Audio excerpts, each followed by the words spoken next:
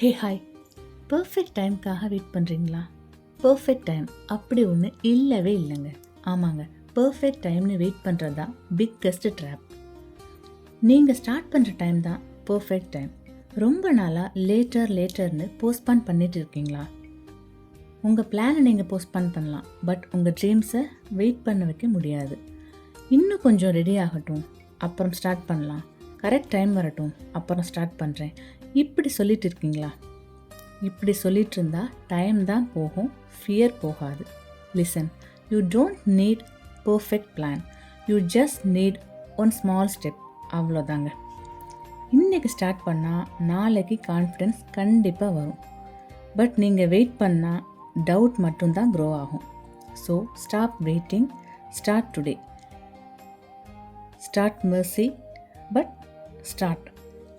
Because உங்கள் future நீங்கள் நினச்சபடி மாறணும்னா நீங்கள் இன்றைக்கி ஃபஸ்ட்டு ஸ்டெப் எடுத்தால் தான் முடியும்.